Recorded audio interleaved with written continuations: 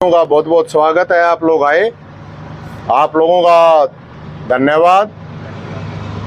आज का जो मामला है आप सब साथियों को पता होगा।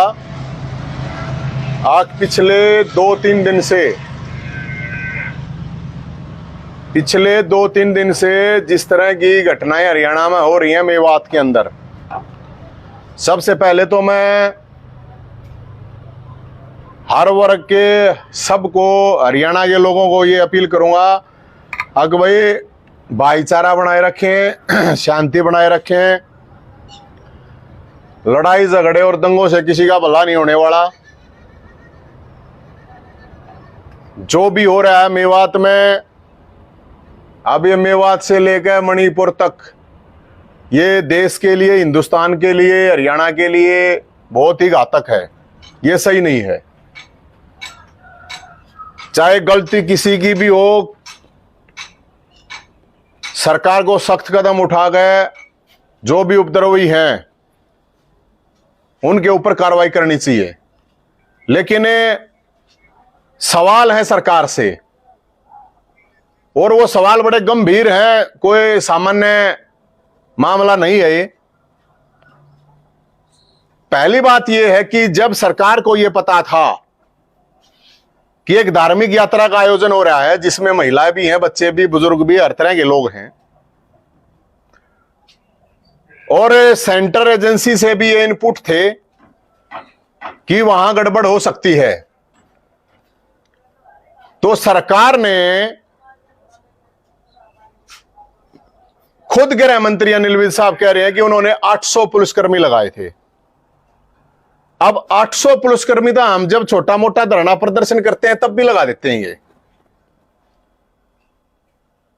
जहां पे सिचुएशन इतनी टेंस हो रही है ऑलरेडी, सोशल मीडिया पे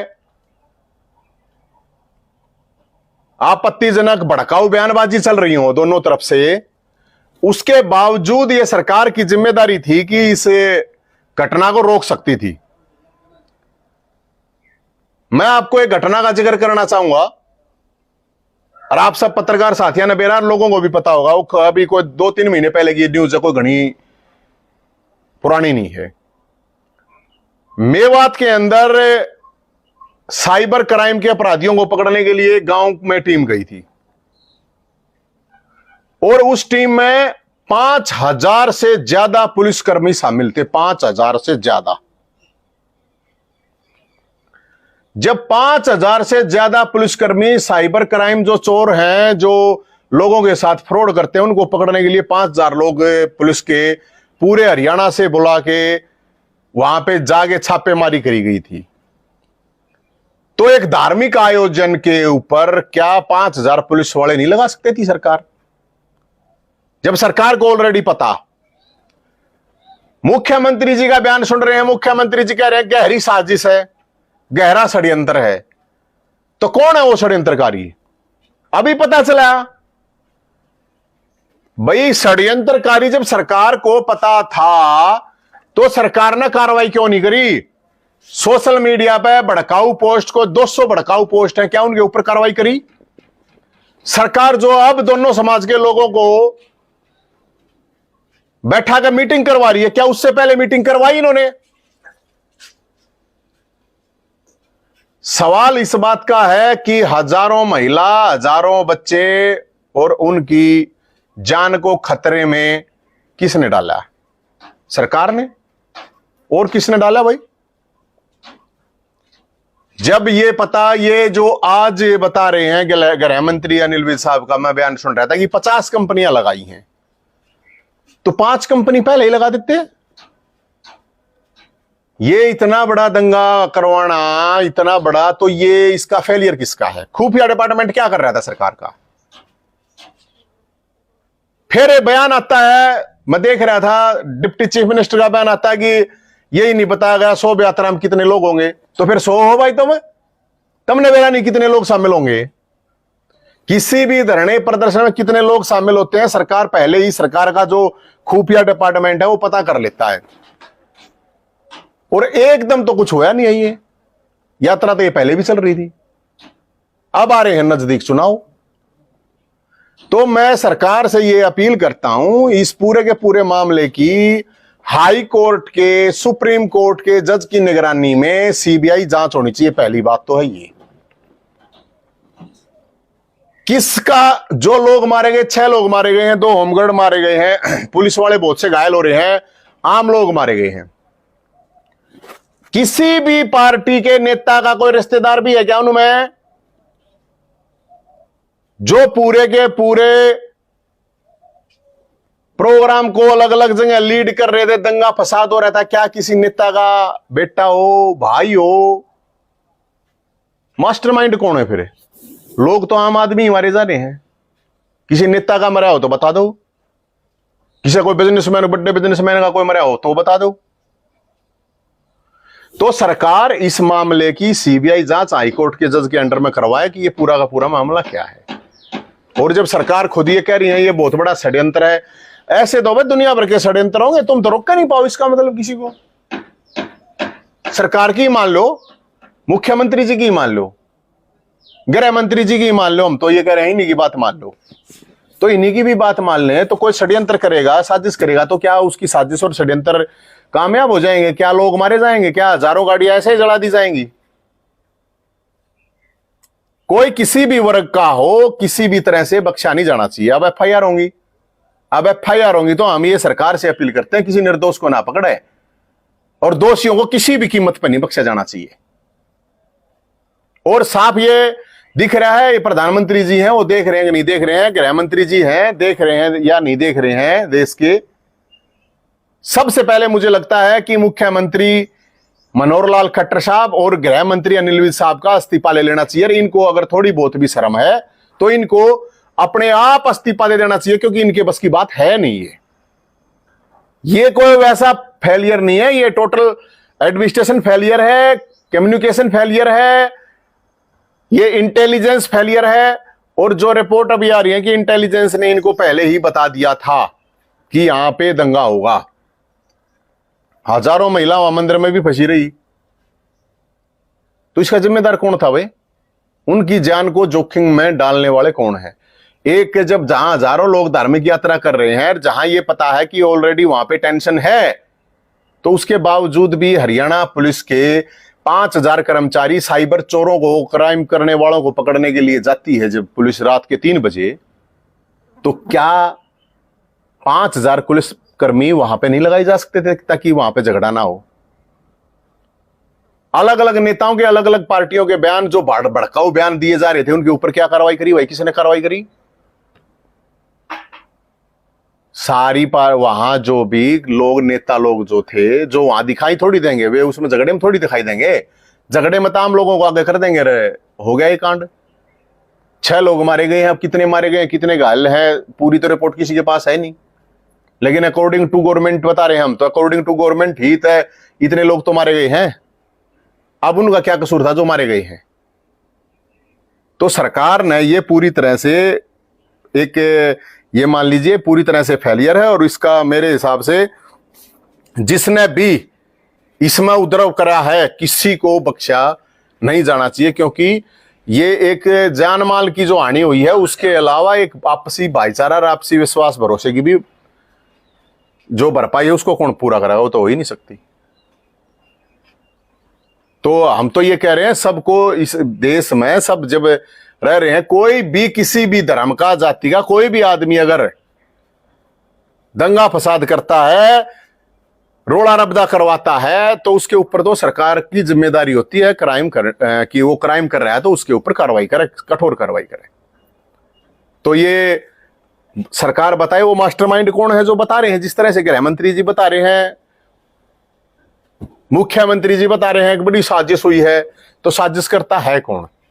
तो सीबीआई जांच हाई कोर्ट के सिटिंग जज की निगरानी में। और अच्छा होगा अगर ये अपने आप ही इस्तीफा दे दे तो बढ़िया है, क्योंकि ना तो इनसे कोई सिस्टम से मिल रहा है, ना जनता से मिल रही है। इसके अलावा मैं एक लोगों से बात करना चाहूंगा, देश के भी, हरियाणा के, हिंदुस्तान के सब लोग इस चीज को समझ लें। मैं बता रहा हूं आपको कि आप लोग लड़ते रहो, भिड़ते रहो, जाति के नाम पे लड़ो, धर्म के नाम पे लड़ो। देश के अंदर अभी लेटेस्ट ही एडीआर की रिपोर्ट आई है, देश के अंदर 4000 एमएलए हैं, 4000 एमएलए, और सारी पार्टियों के हैं, और सारी जातियों के हैं, सारे धर्मों के हैं। कोई जाति नहीं बची होगी, कोई धर्म नहीं बचा होगा 4000 एमएलए में। तो सारे देश में 54,000 करोड़ की संपत्ति बना ली है भाइयों ने उनके पास। ये जो प्रेजेंट एमएलए हैं उनकी बात कर रहा हूं मैं, उनकी नहीं कर रहा हूं जो एक्स ओलिए और हैं। 54,000 करोड़, मन्नत जीरो भी नहीं लानी होंगी शायद आप लोगों ने भी ना बेरा कितनी। 54,000 करोड़ रुपए में तो मेरे ख्याल में कोई कहा है, कोई मैथ आड़ा बाड़क बतावा भाई कितनी आऊंगी, नॉर्मल आदमी ने तो मेरे ख्याल में बेरा नहीं पट है। और उसके अलावा ये मैं आपको ये एडीआर का डाटा, ये कोई मेरा अपना डाटा नहीं है कि हम लोग आपस में लड़े रहो, जात पे धर्म पे लड़े जाओगे, लेकिन सरकार जो है, ये जो नेता लोग हैं, क्योंकि किसी भी दंगे में मेरे हिसाब से 99% तो लोग मारे जाते हैं। एक गरीब आदमी मारा जा है, इसके अलावा तो मेरे ख्याल में तो मैंने लागता नहीं कोई मारा जाता होगा। तो 54,000 करोड़ एवरेज आप निकाल सकते हो। ये एवरेज मैंने आपको बताई है, ये मेरा डाटा खुद का नहीं, कदे नहीं सोचो मैं कितने ठा लाया। और दूसरा, लोकसभा के अपने जितने भी एमपी हैं वो 11,300 करोड़, 11,300 करोड़ संपत्ति है। राज्यसभा के जो एमपी हैं, राज्यसभा के तो थोड़े होंगे मेरे ख्याल में 250 के आसपास होंगे, उनकी संपत्ति है 19,400 करोड़ राज्यसभा के। ये तो आधे होंगे मेरे ख्याल में, तो लोकसभा था आधे हो जाए लगभग, है ना? हाँ 250 के करीब है शायद। और लोकसभा के तो 275 मान लो कितने हो गए इनके, 543। तो आप सोच सकते हो कि देश के 5,000 लोग हमारे जो नेतागण हैं उनके पास कितनी संपत्ति होगी। 54,000 करोड़ लाइए रे साहब, 54,000 करोड़। और आपके भाई के कितने हैं वो बताओ। ओ भाई और बाण छोड़ न, सारे भाई हैं अपने। ये टोटल हो गया 56,000 करोड़ एक, 11,000 करोड़, सॉरी 54,000 करोड़ एक, 11,000 करोड़ एक, तो 54 और 11 65,000 करोड़ और करीब 20,000 करोड़, 85,000 करोड़ रुपए की संपत्ति प्रेजेंट के एमपी और एमएलए के पास है। 85,000 करोड़। और सारी पार्टियां यहीं समेत है, सारे धर्मा के हैं, सारी जात बरादरी के हैं। तो मेरी ये अभी अपील है, जो वकील हो कोई पीआईएल लगा दे ना, तो हम भी ढूंढ लेंगे भाई कोई। इनकी ये जितने भी एमपी एमएलए हैं और ये एक्स एमपी एमएलए हैं, इनकी संपत्ति की सुप्रीम कोर्ट की निगरानी में जांच होनी चाहिए। 85,000 करोड़ सिर्फ 5,000 नेताओं के पास है, और इन 5,000 नेताओं में से किसी के बालक कोई दंगे फसाद में कोई ना पाओ मेरे ख्याल में। कोई इनका यार दोस्त रिश्तेदार कोई ना मरा पाओ तुमने लड़ाई झगड़े में। तो सरकार से और लोगों से मैं ये बात लोगों से कह रहा हूं, लोगों को बता रहा हूं, आगे भाई इन ताई कमा के इनकी जय बोल बोल के इन ताई जो करना है वो आप लोगों की मर्जी है, करना है ना करना है। लेकिन मेरा यही कहना है हरियाणा के लोगों से, हिंदुस्तान के लोगों से, सबसे, ये लड़ाई झगड़े दंगे फसाद में कोई फायदा नहीं है। मरना आम आदमी है, मरना गरीब आदमी है, गरीब आदमी को जेल में जाना है, गरीब आदमी को मरना है, और कोई इसका कोई समाधान नहीं है। तो शांति और भाईचारा सबसे बड़ी चीज है। याद करो, इस देश के लिए आजाद कराने वाले राम प्रसाद बिस्मिल और अशफाकुल दोनों, राम प्रसाद बिस्मिल और अशफाकुल्लाह दोनों फांसी टूटे थे इस देश के लिए, भाईचारे के लिए, इस देश के लिए। परमवीर चक्कर देश के लिए मरने के लिए सोमनाथ शर्मा और कैप्टन अब्दुल हमीद भी इकट्ठे थे, उनको भी परमवीर चक्कर मिला हुआ है। एक को पहले मिला था, एक को बाद में मिला था। तो मैं तो इनसे न्यू करूंगा अपील, आप सब लोगों से जो भी सुन रहे हैं, भाईचारे से बढ़ के कोई चीज नहीं होती है भाई। हर जगह, हर धर्म जाति में, हर जगह लीचड़ और कीचड़ है, उनके ऊपर कार्रवाई होनी चाहिए, कोई भी हो, कहीं पे भी हो। मेरी ये आप लोगों से रिक्वेस्ट है, भाईचारे से बढ़ के कोई चीज नहीं है। भाईचारे को खराब मत करो, भाईचारे को खराब मत होने दो। किसी दोषी को बख्शा नहीं जाना चाहिए, और सरकार से ये अपील है कि कोई भी दोषी नहीं बख्शा जाना चाहिए और कोई भी निर्दोष उसमें फंसाना नहीं चाहिए। तो ये मेरी तरफ से ये एक अपील है और जानकारी है, मैंने बता दिया। काम लड़ते रहेंगे और ये नेता जो है मनी, इनकी संपत्ति इनकी बढ़ती रहेगी। कोई सवाल है तो आपका बता दीजिए। मैम, हिंसा के विरोध में जो हिंसा हुई है उसके बाद जो है बजरंग दल और विश्व हिंदू परिषद ने दिल्ली एनसीआर में कई रैलियां निकालने का ऐलान किया है, किस तरह से देखते हैं आप? कोई रैली निकालो, कोई धरना डालो, कोई प्रदर्शन करो, कोई शोभा यात्रा निकालो, कोई धार्मिक यात्रा निकालो, शांतिपूर्ण तरीके से किसी को निकालने में कोई प्रॉब्लम नहीं होनी चाहिए। और ये जिम्मेदारी शासन प्रशासन की बढ़ती है। किसी भी जाति धर्म या किसी भी तरह की कोई शोभा यात्रा धरना प्रदर्शन होता है तो उसकी सुरक्षा की जिम्मेदारी प्रशासन की होती है। उनको पहले इतला कर दिया जाता है। अगर इतला नहीं भी होता है तो अब किसी पर दोष देना, अब दुष्यंत चौटाला कह रहा है शोभा यात्रा वाला ने मरता बताई को ना उनकी गलती है, तो तुम क्या कर रहे थे भाई, नहीं बताई तो। कोई एमएलए कुछ बयानबाजी करे है, कोई सोशल मीडिया पे कोई कुछ करे है। मेरा कहने का मतलब यह है, इस तरह नेताओं की बातों में ना हो। नेताओं की बातों में आओगे तो नेता तो लड़वाएंगे, छोड़वावे नहीं, ध्यान रख लेना। फिर फोटो तरवाना आवेंगे, हॉस्पिटल में थर दो रहे, थारे दाग पे मरे पाओगे, मरे पागत सांत्वना देंगे, तुम्हें बहुत बड़ा वो बताओगे, कोई नहीं पूछेगा। जेल में जब जाओगे तो कोई तुमने टमाटर प्याज भी नहीं दे पाओ। टमाटर तो नॉर्मल नहीं ना मिलना है, प्याज भी नहीं दे पाओगा तुमने, आलू प्याज भी नहीं मिलेगा। मैं तो जानकारी बता रहा हूं। और जो ऑलरेडी इन चीजों को लेकर जिन्होंने केस भुगते हैं उन सबको इन बातों का पता है, बाद में कोई नहीं पूछता है। संपत्ति का भी बहुत नुकसान हुआ है, गाड़ियां जली हैं, उसको लेकर के भी क्या सरकार से डिमांड है? मेरी तो सरकार से यही डिमांड है कि जिन लोगों की गाड़ियां जली हैं अब उनका क्या कसूर है। अब वो वही तो बात है ना, सुरक्षा की जिम्मेदारी तो भाई सब सरकार की थी। गाड़ियां जली हैं उसमें तो कोई जाति धर्म देख के तो जली नहीं होंगी, वे तो हर तरह के लोग हैं। अब जाति धर्म देख के तो पुलिस में तो सारी जाति धर्म के लोग हैं। पुलिस वाला कोई मरेगा तो जाति धर्म देख के तो कोई दंगा करने वाले तो छोड़ देंगे नहीं, पत्थर मारने वाले, गोली मारने वाले यूं थोड़ी देखेंगे। कंपनसेशन तो होना चाहिए, सरकार ने तुरंत देना चाहिए। लेकिन बात यह है कि एक आप 50 लाख रुपए मृतक को दे दोगे तो 50 लाख रुपए मत आदमी नहीं आओगा।